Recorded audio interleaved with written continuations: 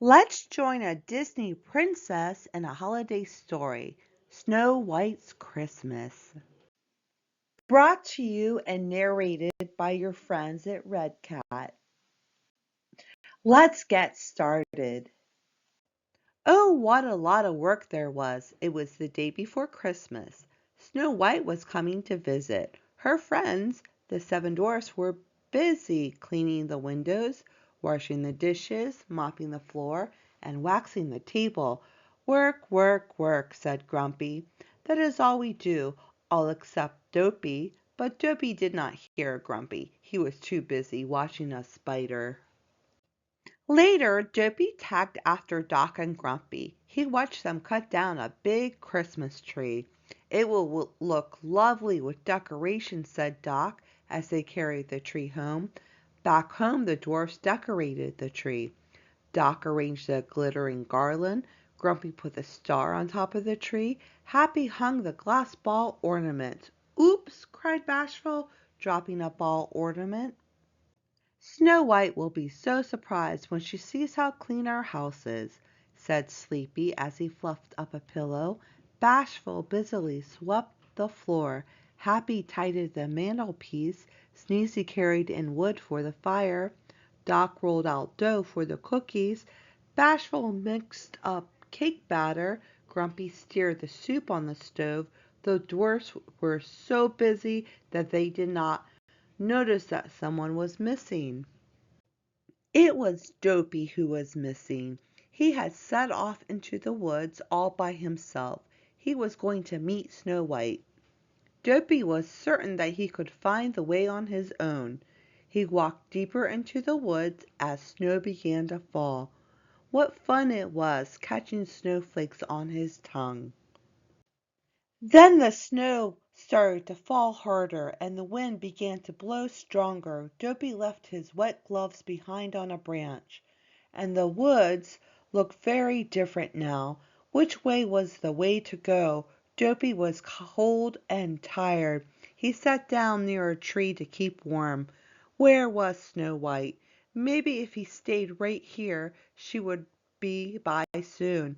Yes, she was sure to be by soon. But Snow White has not even left the castle yet. She was busy packing presents for the dwarfs. I can't wait to see my friends, she said. It has been so long.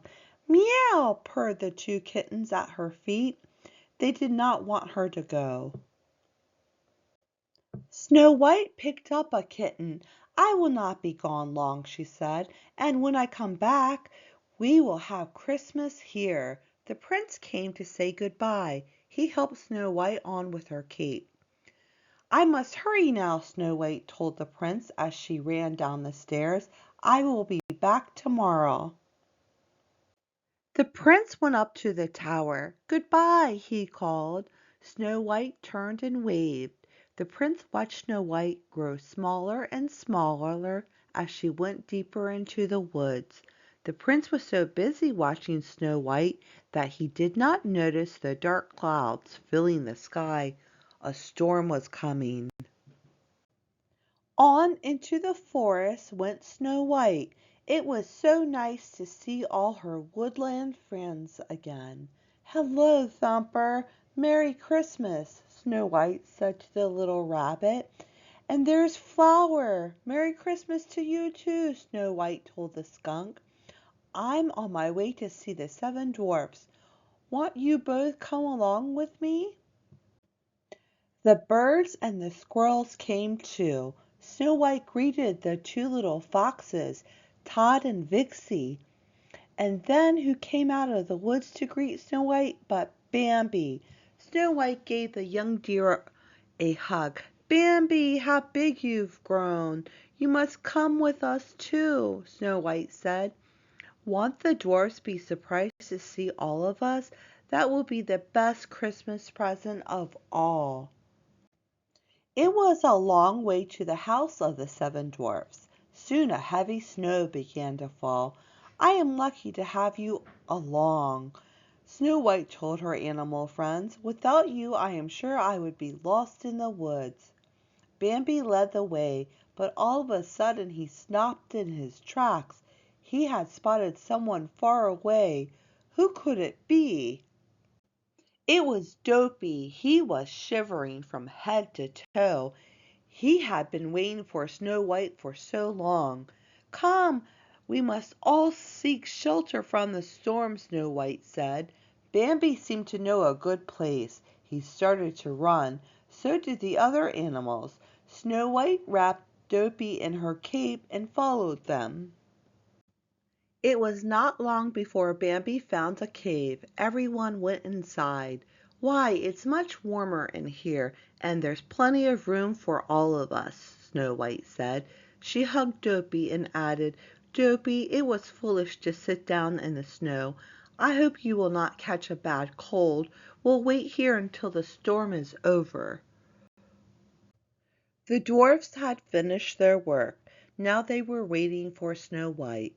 Bashful served cups of hot chocolate. "I wonder where Snow White is," said Doc. "She would have been here by now." Happy was hanging a wreath. "And do you know who else is not here?" Happy said. "Dopey. I have not seen him for a long time." Then Sleepy woke up. "Dopey," he said. "I know where Dopey is. He left to meet Snow White." Doc looked out the window. "It's snowing hard now. I hope Dopey has not lost his way," he said. "I'm going out to find Dopey," Doc said. Grumpy decided to go with Doc. They each took a lantern and went into the storm to search for Dopey. Doc and Grumpy walked for a while in the heavy snow. "Look there!" cried Grumpy. "Dopey's glove. I hope he is all right," said Doc. "Look! Footprints!" said Doc. "Let's follow them." In a little while Doc and Grumpy came upon a cave. It was the one where Snow White, Dopey, and all the animals had taken shelter. "There you are!" cried Grumpy and Doc. "And you're all safe." Everyone stayed in the cave until the storm was over. Then they set off into the woods. At last they saw the dwarf's little house. "Merry Christmas!" Snow White cried. When Sleepy and Happy opened the door, she pointed to the animals. "I've brought a few friends with me," she added. "I hope you do not mind." The dwarfs were happy that everyone was safe.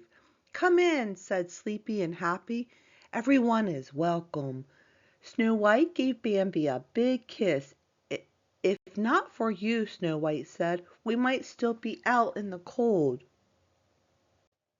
Snow White gave a letter to one of the birds. "Take this to the prince, so he will know that I am safe," Snow White said. Then everyone sang and danced around the tree. The tree looked beautiful. And then it was time for the presents. The friendly animals gathered around Snow White. She brought out her basket of presents. There was one for each dwarf, and each of the dwarfs had a present for Snow White too. "What a wonderful Christmas," Snow White said. And then everyone, even Grumpy, agreed. The end. Merry Christmas and happy holidays from your friends at Red Cat.